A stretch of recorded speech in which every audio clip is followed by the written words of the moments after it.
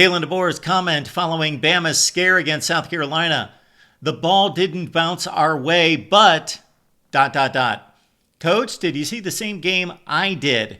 Welcome into the Voice of College Football. Instant analysis from Tuscaloosa as Bama survives South Carolina 27-25. Let's get right to it. Please like the video and subscribe right here at the Voice of College Football. Best discussion, debate, and analysis all the time. Bama, beautiful on the first drive. Of course, coming off that Vanderbilt debacle. Let's keep that in mind. Would they bounce back with a fury, or would they lack some confidence coming out against South Carolina, a 27-3 loser to Ole Miss last week? Jalen Milroe, much talk about him possibly being the first pick in the NFL draft in 2025. 9 plays, 75 yards. Jalen Milroe on display in that one.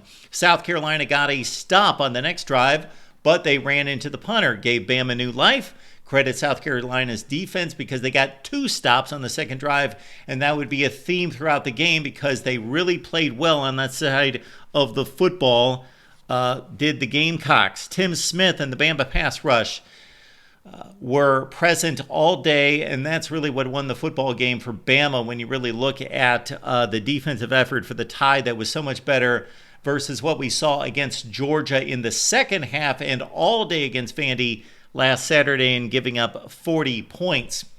Key moment in the game in that Damani Jackson had to leave the game after he took a knee from Lenoris Sellers on a tackle, and it did not look good the way he left the field, but he came back and made some key pass breakups late in the ball game. And when the game ended, the ball was in Damani Jackson's hands, by the way. South Carolina brought a pass rush to this game as well with Kyle Kennard, who we have seen all season light up opposing offensive lines. This guy is a wreck. He is a wrecking crew. And then also Demetrius Knight on this day for South Carolina. They had a 12-play, 63-yard drive, but they fumbled at the end of the drive, and that squashed any South Carolina effort there.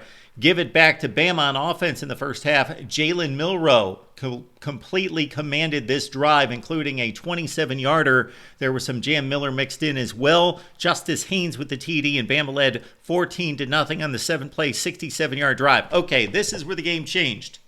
So Bama's rolling 14-0. They're a 21.5-point favorite. Of course, this is going to be Bama's game. South Carolina's looked lousy in recent weeks. South Carolina, 4th and 9 on the Bama side of the field. Roll the dice, went for it. Hey, they don't have a field goal kicker, and the punt only gives you so much. So on 4th and 9, Lenoris Sellers, 23 of 31, 238 through the air, finds Mazio Bennett. And South Carolina had trips to the right. They had an exotic pass pattern scheme and routes that confused the Bama secondary. Bennett got free to the right corner and caught the touchdown pass to make it 14-7. So South Carolina, 1 play away from turning it over around midfield, down 14-0. Instead, get the touchdown play to make it 14-7. Then they kick it deep.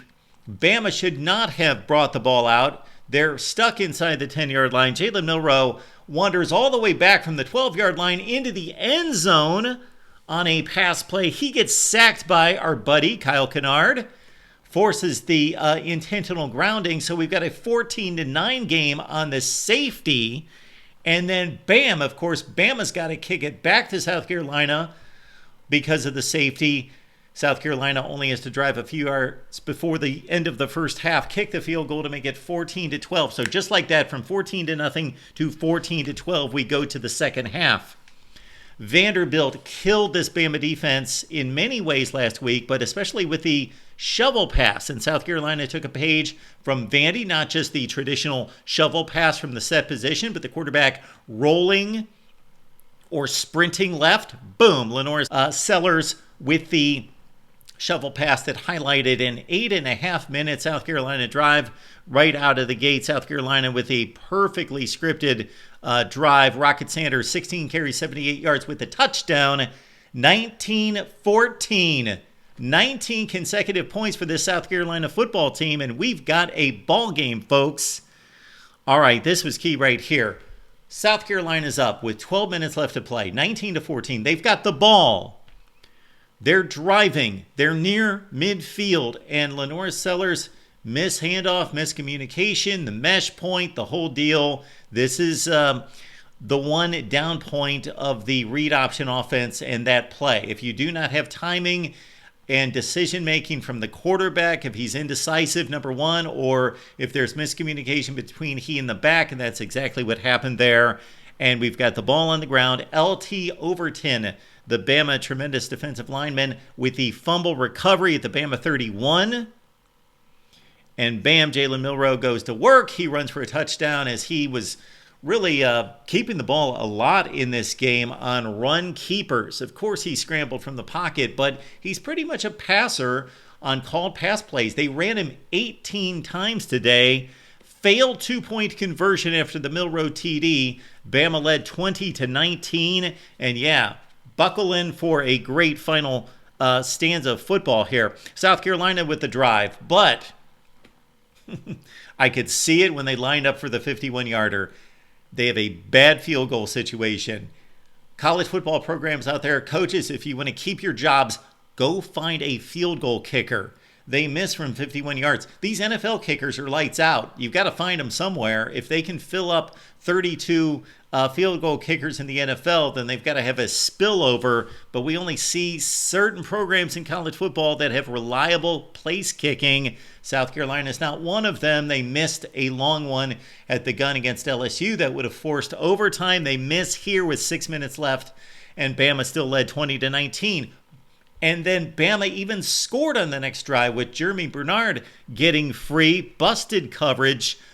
$1:54 left in the game after the touchdown by Bernard, 27-19. So it's still just a one-score game, even though Bama has somewhat taken control. All right, South Carolina on down the field. And then they throw it up for the 5-star athlete, sprinter, All-American sprinter, not football player, but remember, a 5-star and rated by many as the best player in America a couple of years ago coming out of high school, Nicholas Harbor, with the remarkable touchdown catch at the pylon, got a foot in, and 27-25, got to go for two, of course, and Lenora Sellers rolls right toward the right pylon. Defender in his face, tried to identify the defender. Got to give the Bama defender a ton of credit on this one.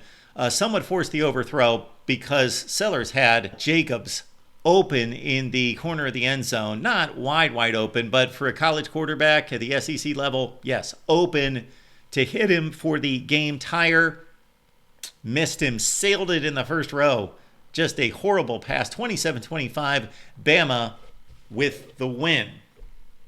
Wait a minute. We've got the onside kick. That's right, we got the onside kick. And there's some hope there. And South Carolina, lo and behold, pulled it off.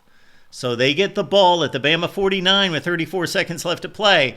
Unfortunate situation here. Ball gets batted at the line.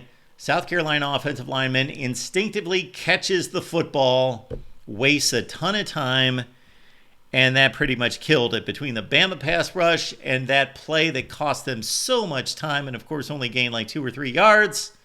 There's your ball game. Final play of the game, Lenora Sellers went for the gusto. They needed to get the ball. Who knows with the South Carolina field goal kicking, as bad as it is, where they needed to get the ball, but reasonably down to the 30. They needed about 19 yards. They got 2 or 3. So Sellers probably wisely went for the end zone, and Damani Jackson picked it off. Bama survives 27-25, avoid losing 2 consecutive regular season games for the first time since the close of 2007. That was Nick Saban's first season. Kalen DeBoer's first season here, taking over a slightly different program than what Nick Saban took over in 2007. Okay, for Bama, they go to Knoxville. They have to play so much better than they played the last 2 weeks to hang with Tennessee. And I know Tennessee had its issues on the road at Arkansas, but the Orange and White faithful are going to be mighty psyched and pumped for this one. Bama at Tennessee. South Carolina goes to Oklahoma. Kind of also ran territory in the SEC, but should be a pretty good ball game, actually, of South Carolina. If they can show up and play this kind of ball against Bama, this South Carolina team's an interesting one. Excellent effort against Kentucky. Excellent 3.5 quarters against LSU. Get trounced against Ole Miss and only score 3 points. And then they come up with this effort. So South Carolina, Shane Beamer, he's got to be super frustrated. The record's not going to look good this year, but South Carolina is a force to be reckoned with in the SEC. Don't want to see them on your schedule unless they've got to kick a game-winning field goal, of course. Bama wins 27-25. Leave your comments down below. Please like the video and subscribe right here at the Voice of College Football. We would appreciate that. And when you do your shopping, please use the Amazon link that we provide in the description section of this video and all the videos. When you do, same shopping experience for you. Doesn't change any information. You get your account. It transfers instantaneously. You help us grow the channel. Please use the Amazon link when you do your shopping. We'll see you next time with more instant analysis right here at the Voice of College Football.